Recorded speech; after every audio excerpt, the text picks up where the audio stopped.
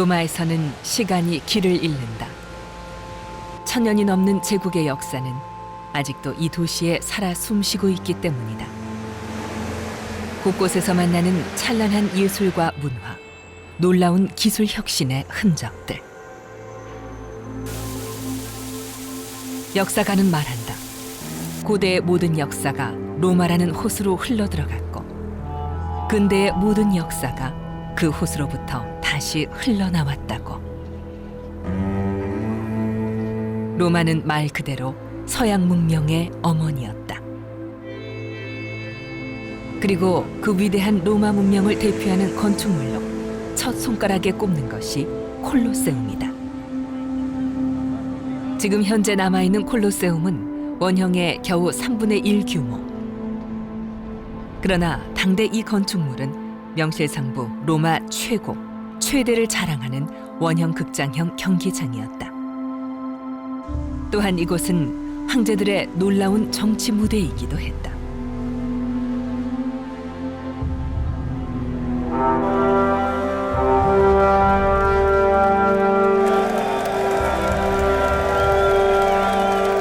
서기 80년, 바로 이곳에서 콜로세움의 개장을 축하하는 성대한 축제가 벌어졌던 것이다.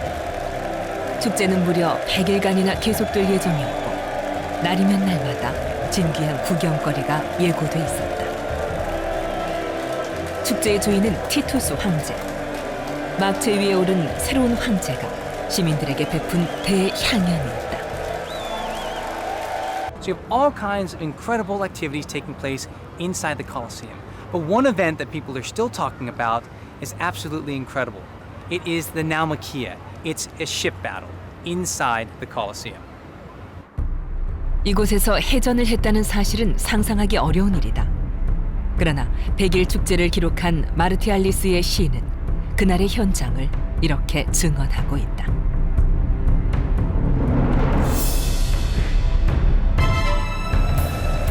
먼 곳에서 처음으로 이 성스러운 공연을 보러 온 당신, 바다 같은 물, 배들의 전쟁. 놀라지 마. 나는 당신에게 말하지. 이곳은 원래 육지였다. 어떻게 이런 일이 가능했을까? 콜로세움 내에 100개가 넘는 음수대가 설치된 것으로 보아 송수로가 연결돼 있었던 것은 분명해 보인다.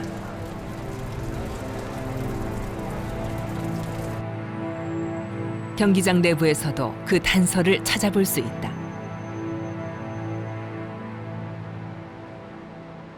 경기장 둘레를 에워싸고 있는 도랑의 형태가 뚜렷한 흔적을 남기고 있는 것이다.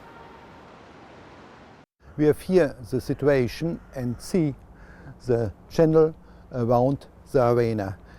The water came in this channel from the outside and go along the arena up the seats of senators.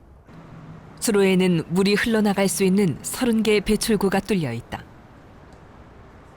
이 배출구로 흘러나간 물이 경기장 아래쪽 지하로 유입되었을 것이다.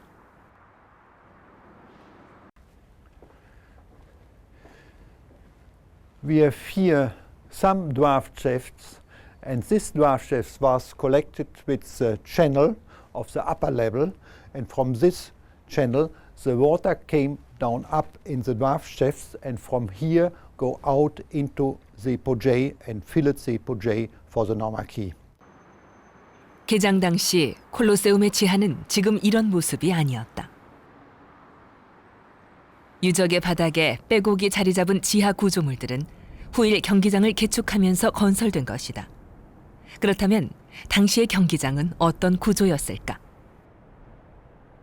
Ora, i sotterranei del Colosseo, quindi il grande invaso al di sopra del quale era il piano dell'arena sul quale siamo noi in questo momento, erano completamente costruiti in muratura, ma queste costruzioni risalgono a un'epoca successiva all'inaugurazione di Tito. A quell'epoca infatti il piano dell'arena era sorretto da strutture di legno.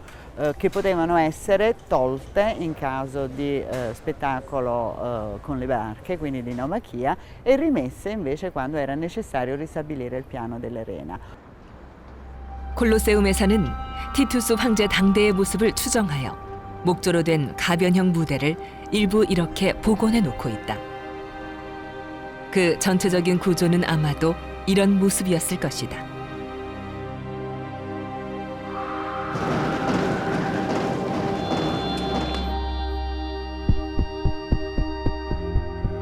모의 해전을 위해서는 경기장 바닥과 나무 기둥을 철거하고 방사형으로 된 경기장 내 수로와 지하로 이어지는 30개의 방수로를 통해 물을 공급했다.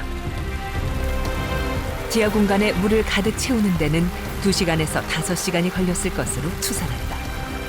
이 물의 양은 약 6만 5천 리터.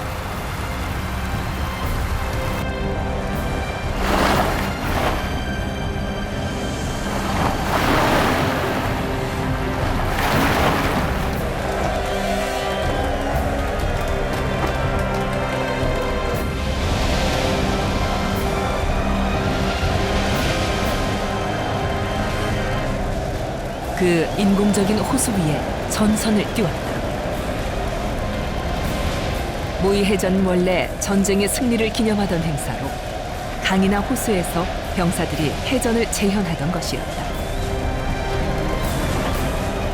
그러나 이것이 경기장 안으로 들어오면서 범죄자나 노예들을 배에 태우게 되었고 한편이 모두 죽을 때까지 싸우는 피비린내 나는 구경거리로 전락했다.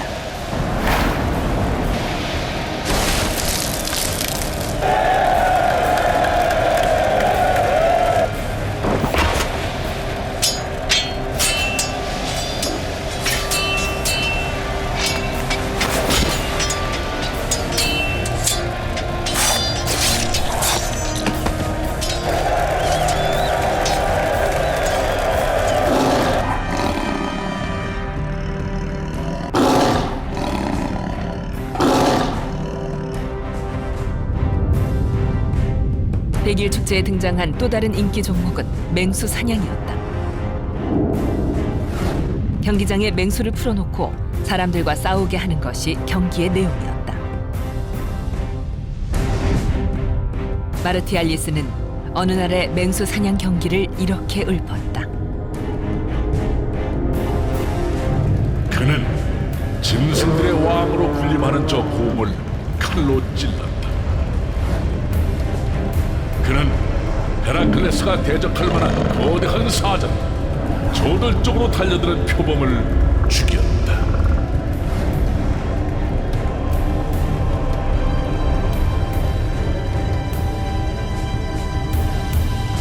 Perché l'animale una volta morto non veniva buttato via, le pelli venivano recuperate e donate al popolo.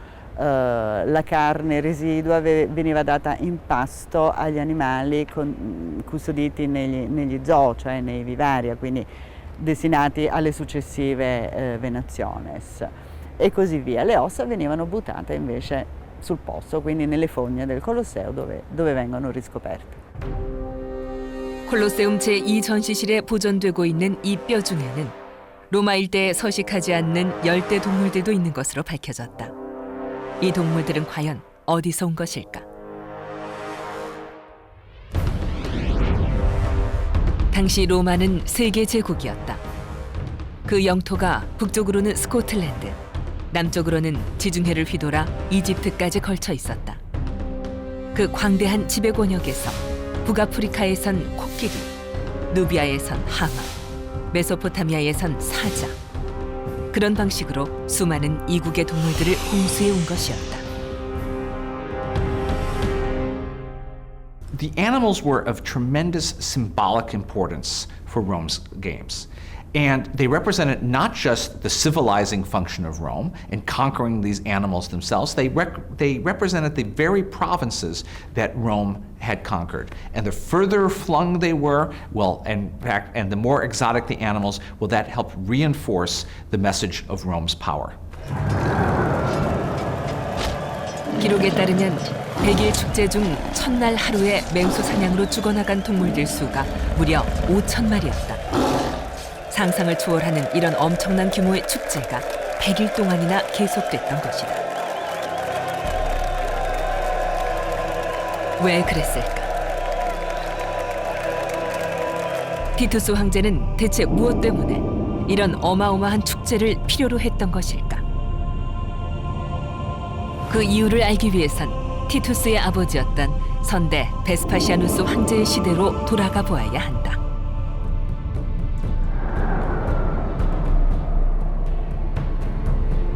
서기 69년, 티투스는 아버지 베스파시아누스와 함께 로마의 변방 유대 전선을 지키고 있었다.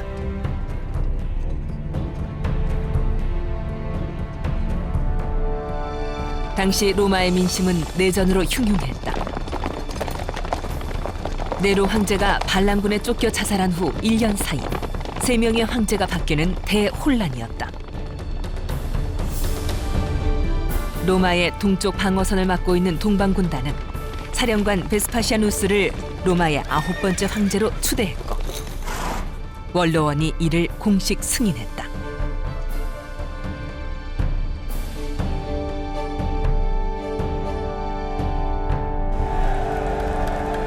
베스파시아누스는 유대 전선을 아들 티투스에게 맡기고 로마로 귀환했다.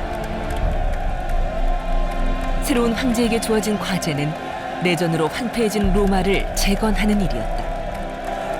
또한 그에게 무엇보다 중요했던 일은 황제로서 자신의 위상을 확립하는 것이었다.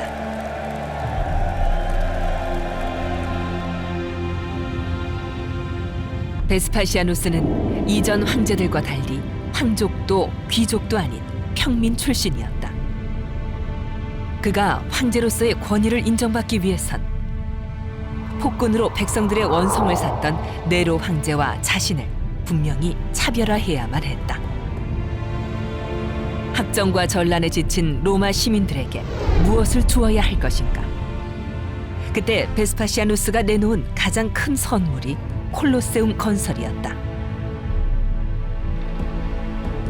사실 로마의 역대 황제들은 곳곳의 도시에 모두 경기장을 건설했다. 어떤 공공시설보다 검투를 할 수 있는 경기장을 제공하는 것이 민심을 얻는 데는 제일이었기 때문이다. 혈통의 정당성이 부족했던 베스파시아누스에게 그것은 더욱 절실한 문제였다. 당시 로마에선 검투사들의 인기가 대단했다. 승률이 높은 검투사들은 어딜 가나 주목을 받았다.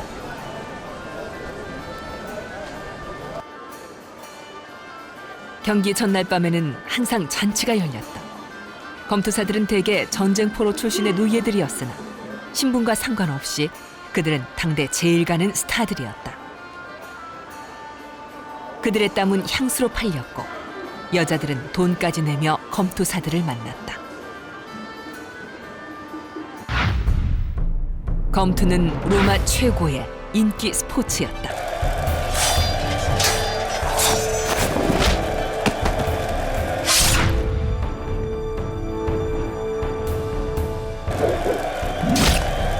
베스파시아누스가 검투 경기장을 건설하고자 한 것도 그 때문이었다.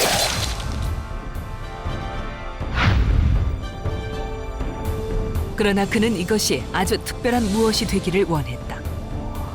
어느 황제의 경기장과도 비교할 수 없는 역사상 전무후무한 건축물이기를.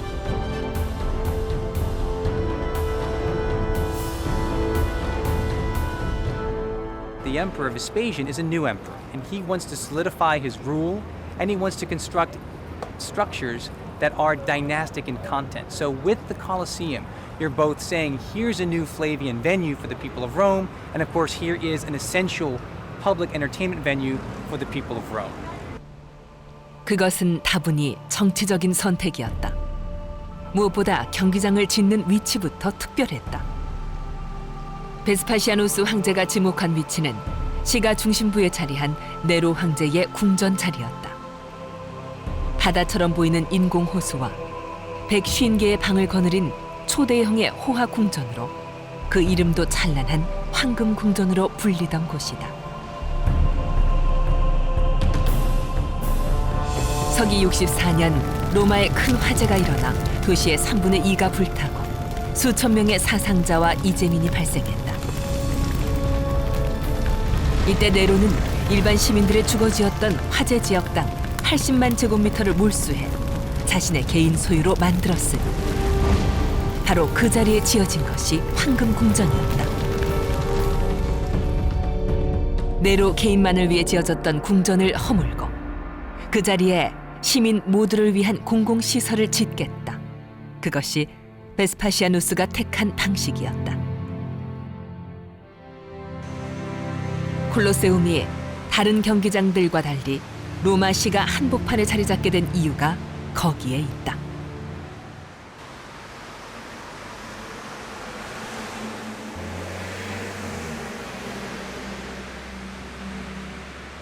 Cioè Nerone aveva espropriato le case per costruire una parte della sua immensa dimora e Vespasiano distrugge, seppellisce la Domus Aurea per restituire con il Colosseo lo spazio al popolo e fu un'operazione politicamente di grande rientro d'immagine.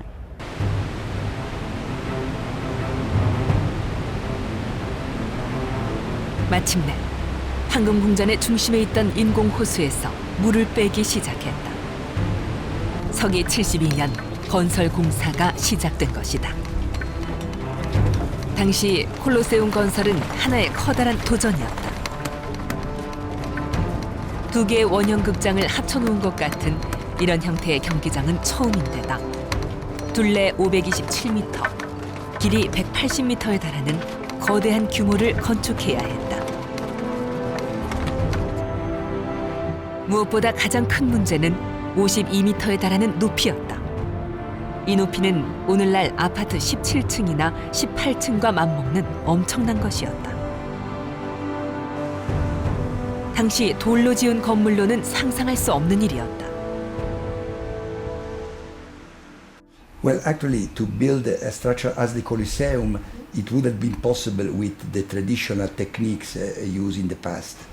Even if the Pyramid of Egypt had a very large, important structure, from the structural point of view, the conception was very simple and the equilibrium very easy because the shape itself facilitated the equilibrium. To build the Colosseum was required to develop two new points, a different, a new structural conception and new materials. 새로운 구조적 발상에서 가장 중요한 것은 아치의 발명이었다.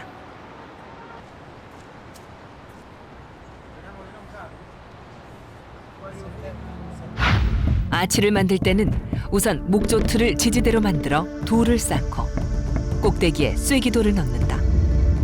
쐐기돌이 돌의 무게를 양쪽으로 분산시킴으로써 아치 위에 더 많은 돌을 쌓을 수 있게 하는 것이다. 콜로세움 건축은 아치들의 교향곡이라 해도 지나치지 않다. 그 내부에도 수없는 아치들이 연속되어 이런 겹겹의 아치들이 마치 벌집 같은 구조를 이루고 있기 때문이다.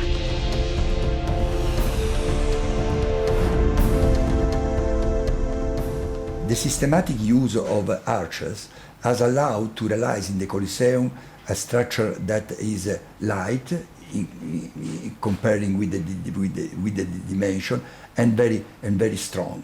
The walls were replaced from a kind of light walls made from pillars and arch. So the space in between the pillars and space were a kind of a large window, and that reduce a lot the weight of the structure without reducing and compromise the strength. 아치는 로마 건축의 공간 개념을 완전히 바꾸어 놓은 것이었다. 재료는 적게 들이고 무게는 줄임으로써 고층의 건축을 가능하게 한 핵심 기술이었다. 그러나 아치만으로는 52m에 달하는 높이를 지탱하기 어렵다.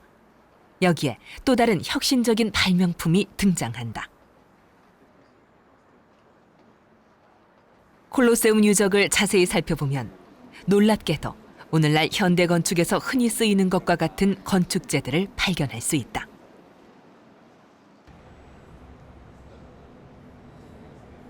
바로 벽돌과 콘크리트의 흔적이다.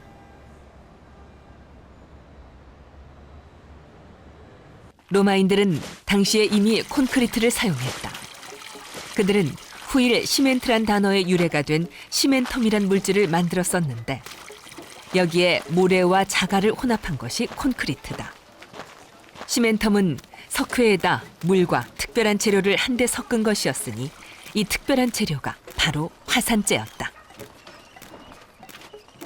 But they discovered that a powder taken in Pozzuoli, close to Naples, close to the Vesuvio volcano, had the characteristic, the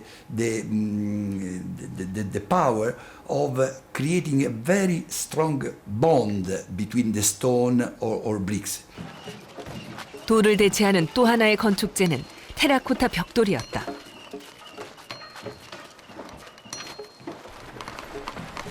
이 벽돌은 콜로세움 건설에 100만 개가 넘게 사용되었다. Putting some bricks on the two faces of the walls, so that to create the two kind of small walls in a certain way, and to fill inside these two little thin walls a concrete made with pozzolatic cement and small stones.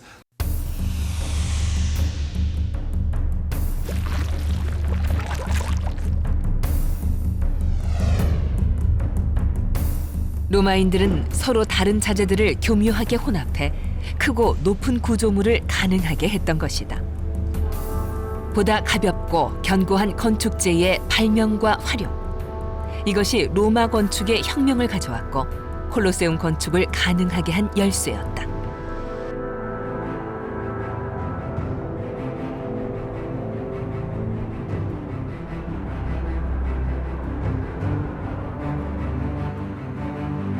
콜로세움은 최첨단 건축재와 건축기술의 전시장 같았다. 당대 로마인들이 고안해낸 최신 기계장치, 기중기도 그 하나였다.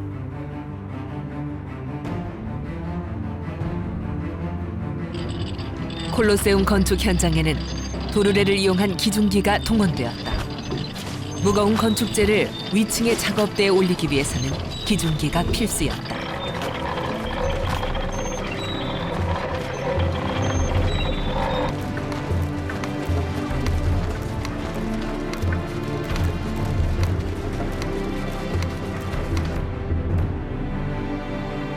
베스파시아누스는 자신의 작품에 심혈을 기울였다. 콜로세움은 그가 원한 그만큼 황제의 권위를 세우는데 충분한 위용과 아름다움을 갖추어 갔다.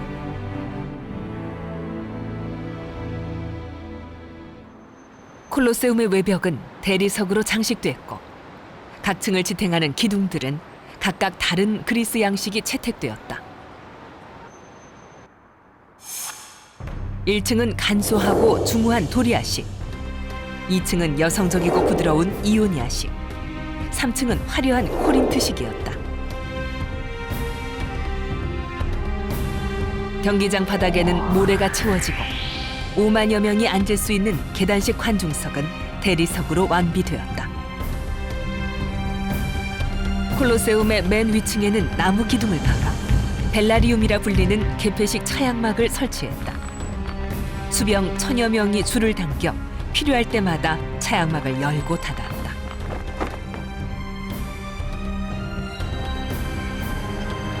덕분에 햇빛이 뜨거운 날에도 관중석에 서늘한 그늘을 드리울 수 있었다. 무엇보다 콜로세움의 성격을 단적으로 드러낸 것은 아치에 장식된 조각품이었다. 베스파시아누스는 네로의 개인 정원을 장식하고 있던 조각품들을 공공의 것으로 돌려놓은 것이다. 네로가 자신의 모습을 본따 황금 궁전 앞에 세웠던 거상은 없애지 않고 태양신으로 변조했다. 이 거상의 이름 콜로서스에서 콜로세움이란 이름이 유래했다. 베스파시아누스는 콜로세움을 통해 자신이 로마의 본질인 공공성을 회복시킨 황제로 기억되길 바랬다. 그리하여 공사가 시작된 지 8년, 마침내 드러난 콜로세움의 그 모습을 시인 마르티알리스는 이렇게 찬양했다. 황제의 지도력 아래 로마는 본연의 모습을 회복했네. 폭군 개인의 쾌락이었던 이 공간은 이제 시민들의 기쁨이 되었도다.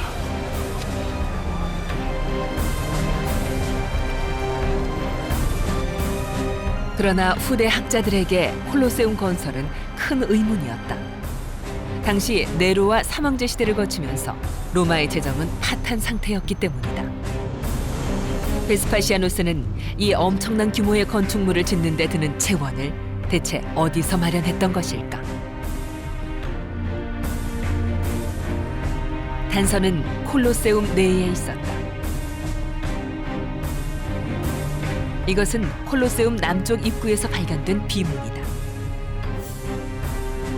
겉으로 보이는 이 글자들은 후대에 수정된 것으로 돌에 남아있는 못자국들을 이어보니 전혀 다른 원문이 드러났던 것이다. 그 내용은 이러했다. 베스파시아누스 황제는 전리품으로 새 원형 경기장을 지었다. 콜로세움을 건설할 수 있도록 한 것은 바로 전쟁이었다.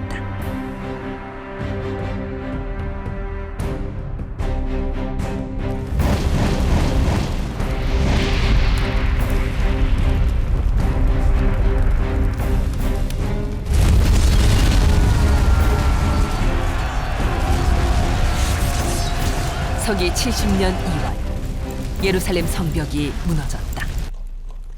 아버지 대신 유대 전선을 지키고 있던 티투스가 마지막 저항을 하던 예루살렘을 함락시킨 것이다. 로마에 있는 티투스 개선문은 티투스의 예루살렘 정벌을 기리기 위해 세워진 기념물이다. 이 문에는 개선장군 티투스의 귀환이 잘 묘사돼 있다. 승리의 기쁨에 취한 병사들이 유대 신전에서 약탈한 신성한 보물들, 탁자와 나팔과 7갈래 촛대를 앞세우고 행진하는 모습이다.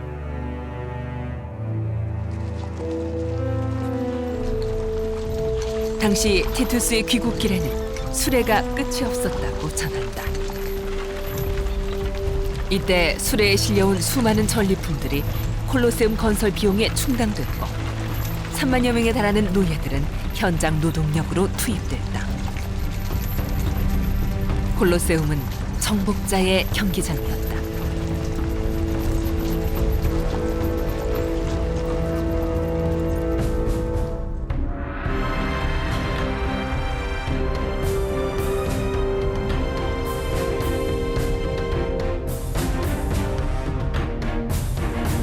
서기 79년, 베스파시아누스 황제는 세상을 떴다. 자신의 야심작인 콜로세움의 완공을 눈앞에 둔 시점이었다. 콜로세움 개장은 새 황제 티투스의 몫이 되었다. 콜로세움은 티투스에게도 중요한 정치 무대였다. 새 황제는 아버지의 대경기장에 버금가는 거대한 스펙타클을 펼쳐 보이길 원했다. 그렇게 해서 시작된 것이 100일 축제, 100일간이나 계속되는 축제 프로그램이었다.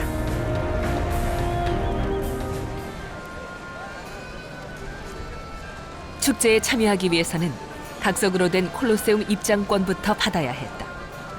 입장권에는 경기장에 있는 76개의 출입구 중 자신이 입장해야 할 출입구 번호가 씌어 있어 그곳으로만 출입이 가능했다. 이러한 설계는 사람이 많이 몰려도 효율적인 입퇴장이 가능하도록 한 것이었다. 5만여 명의 관중이 30분이면 다 빠져나갈 수 있었다.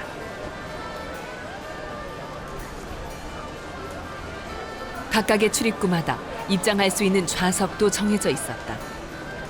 귀족들은 맨 아랫단의 좌석이 지정석이었다. 그 뒤는 기사들이, 그 뒤는 평민들이 앉았고 시민권이 없는 사람들과 여자들은 가파른 계단을 올라 가장 불편한 위쪽 좌석에 앉아야 했다. 대신 그들은 돈은 내지 않았다. The seating in the Colosseum is very hierarchical. So the people with the most money are the closest to the action. They're the closest to the arena floor, and they're the ones who paid for their seats, so to speak.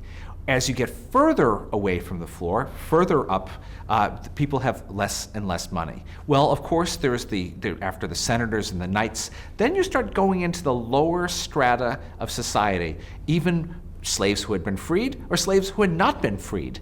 And this is Roman society in miniature.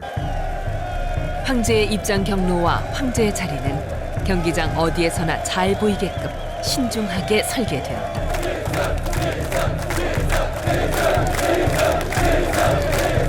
황제가 로마 사회의 정점임을 한눈에 드러내 보이는 위치였으니 민중들에게 황제의 권능을 과시하는데 이보다 더 좋은 무대는 없었다.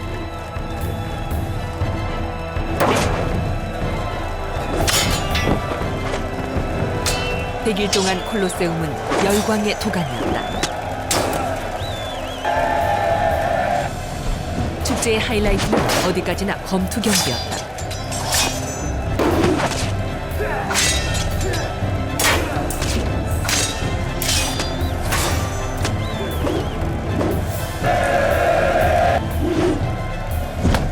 검투야말로 로마인들의 피를 끓게 하는 것이었다. 검투의 승패는 한순간에 삶과 죽음을 가른다. 삶이냐 죽음이냐, 패배자의 생사는 황제에게 달렸다. 그러나 그것을 황제 마음대로 한 것만은 아니었다. 황제는 군중의 의견을 받아들여 패자의 생사를 선택했다.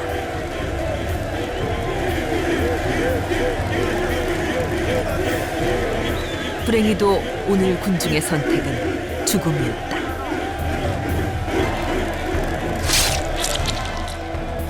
경기장은 권력의 최정상인 황제가 민중의 소리를 직접 듣는 자리였다. 콜로세움은 그 규모나 구조에서 황제가 한눈에 관중을 보고 의사를 파악하는 데는 최적화된 공간이었다. 또한 이런 공공 오락시설은 황제가 시민들을 직접 만날 수 있는 거의 유일한 장소이기도 했다. The Colosseum represents a very important venue for the emperor to communicate with the general public. So you've got, 50,000, maybe 60,000 or even more people there watching the entertainment, but it's also an occasion for the emperor to gauge that relationship and ultimately, let's say, win over or have the favor of the public. And the Colosseum then is not just entertainment, but it's a very important political activity.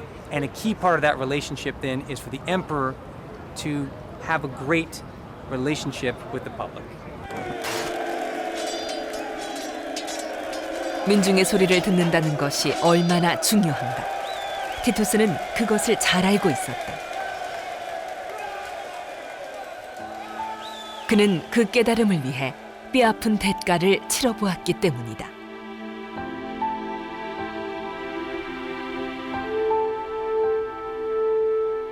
티투스가 유대 전선에 머물던 시기, 그는 사랑에 빠졌다. 당시 로마의 협조적이었던 유대왕 아그리파 1세의 딸 베레니케가 그 상대였다.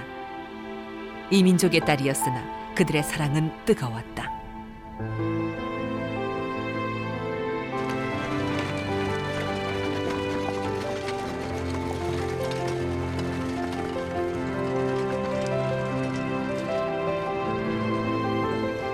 예루살렘을 함락한 후 티투스는 아버지 베스파시아누스 황제가 있는 로마로 돌아갔다.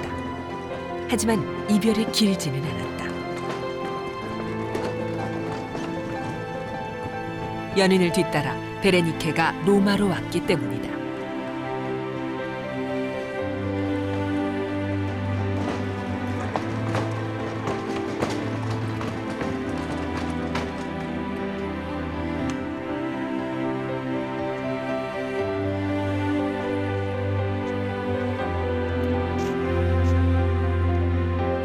실로 꿈 같은 상봉이었다. 이제 그들 앞엔 끝없는 행복만이 펼쳐질 것 같았다.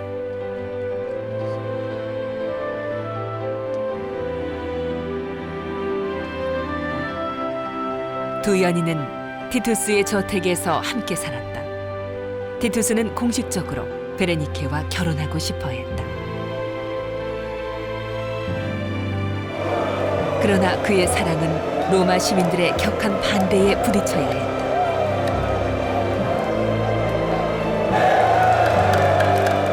로마 민중들은 유대 공주가 미래의 화구가 되는 것을 용납하지 않았다.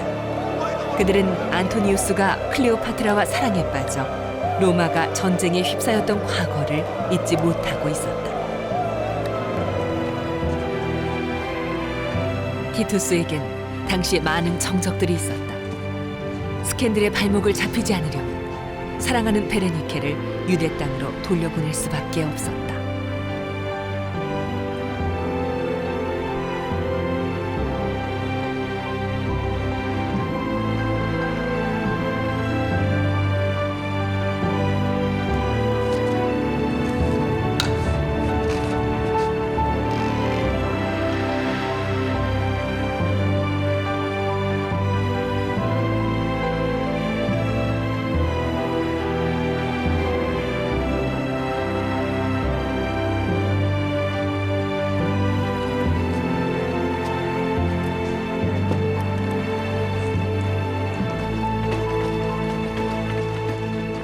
티투스는 후일 그가 황제가 된 후에도 어떤 여자와도 결혼하지 않고 죽을 때까지 독신으로 지냈다.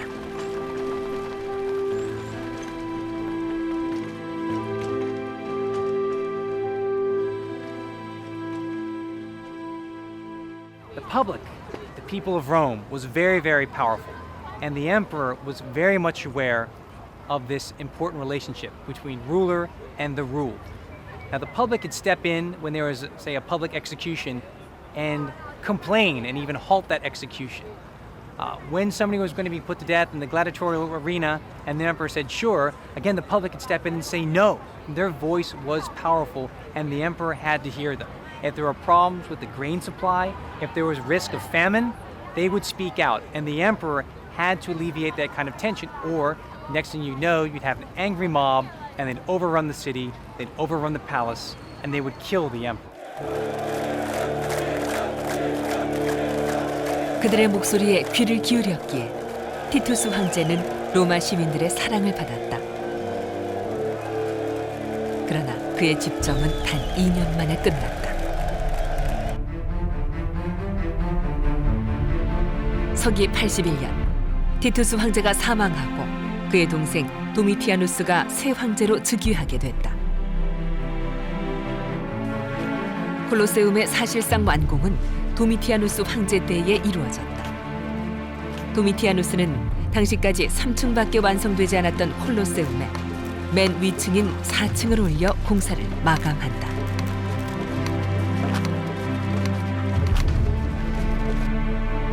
더욱 큰 변화는 새로운 지하 시설을 만들어 전혀 다른 차원의 쇼를 제공한 것이었다.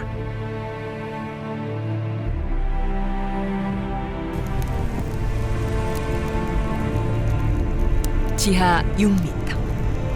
모이 해전에 물을 채우기 위해 텅 비어 있던 공간은 각종 경기를 위한 복잡한 대기 공간으로 바뀌었다. 우리에 갇힌 야생 동물들과 처형을 기다리는 죄수들. 몇 분 후면 서로 싸워야 할 검투사들이 나란히 앉아 있는 곳. 이 어두운 지하 세계는 서로 죽이고 죽임을 당해야 할 존재들끼리 함께 숨죽이며 경기를 기다리던 곳이었다.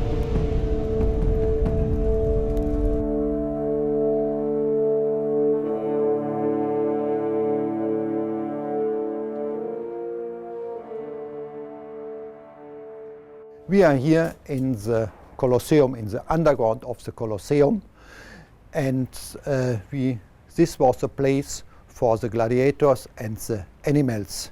And we stay here in the floor with the lift system. With this lift system, the animals go up into the arena. 지하에는 아직도 그 승강장치의 흔적이 남아있다. 캡스턴이 있던 자리다.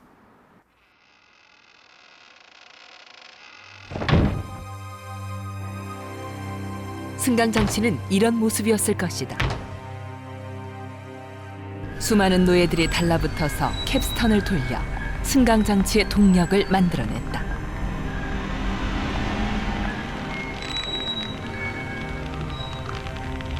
당시 콜로세움에는 적어도 28개의 승강기가 있었던 것으로 추정된다.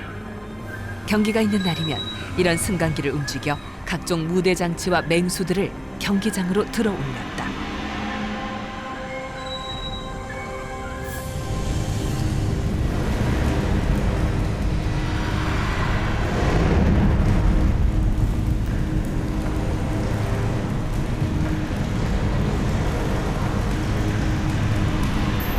지상의 경기장에서 앞 순서가 진행되는 동안 지하에서는 다음 경기의 출전자들이 승강기로 이동했다.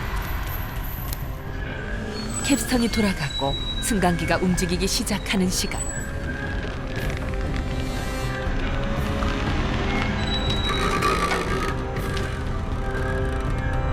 지하에서 지상으로. 주인공은 중력의 법칙을 거스르며 마치 마법처럼 땅속에서 호련히 솟아나듯 모습을 드러낸다. 도미티아누스가 대규모 지하시설 공사를 한 것은 이런 무대 연출 효과를 위해서입니다. 그는 콜로세움에 야간 경기를 도입함으로써 극적 효과를 더했다. 그 역시 아버지와 형에 이어 상상을 초월하는 이런 깜짝 쇼를 주재함으로써 자신의 권능을 대내외에 과시하고 싶었던 것이다.